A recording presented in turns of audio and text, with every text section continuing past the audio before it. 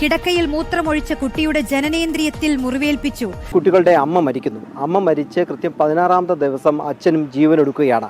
അങ്ങനെയാണ് ഈ രണ്ട് കുട്ടികളും അനാഥരാകുന്നത്. ഇവരുടെ സംരക്ഷണം ശിശു സമിതി ഏറ്റെടുക്കുകയാണ്.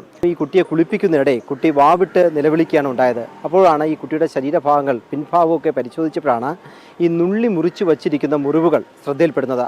അത് അപ്പോൾ തന്നെ അന്ന് ഡ്യൂട്ടിയിലുണ്ടായിരുന്ന ആയമാർ ശിശു സമിതിയുടെ ജനറൽ സെക്രട്ടറി അരുൺ ഗോപിയുടെ ശ്രദ്ധയിൽപ്പെടുത്തുകയാണ്. ഉടൻ തന്നെ തൈക്കാട് ആശുപത്രിയിലേക്ക് ഈ കുട്ടിയെ മാറ്റുകയും വൈദ്യസഹായം നൽകുകയും ചെയ്യുന്നു. അതോടൊപ്പം തന്നെ ഇക്കാര്യത്തിലുണ്ടായിരുന്ന ഈ കുട്ടിയെ സംരക്ഷിച്ചിരുന്ന ആയമാരെയും മറ്റുള്ള ജീവനക്കാരെയും എല്ലാം ചോദ്യം ചെയ്തു. ഇന്നലെ വൈകുന്നേരത്തോടു കൂടിയാണ് അന്വേഷണം ഒരു 3 ജീവനക്കാരിലേക്ക് എത്തിച്ചിരുന്നത്. അവരെ ഇന്നലെ പേരും അവസാനം കുറ്റസമ്മതം നടത്തിയതിലൂടെയാണ് ഈ 3 പേരെയും പോക്സോ ചുമത്തി വനിതാ എസ്ഐയുടെ നേതൃത്വത്തിലുള്ള സംഘം അറസ്റ്റ് ചെയ്ത് അവരെ വൈദ്യപരിശോധനയ്ക്ക് ശേഷം ഇപ്പോൾ കോടതിയിലേക്ക് മാറ്റിയിരിക്കുന്നത്. ഈ വിവരം മറച്ചുവെക്കാതെ ഉടൻ തന്നെ ശിശു സമിതി പോലീസിനെ അറിയിച്ചു എന്നത് ഒരു പ്രധാനപ്പെട്ട കാര്യം.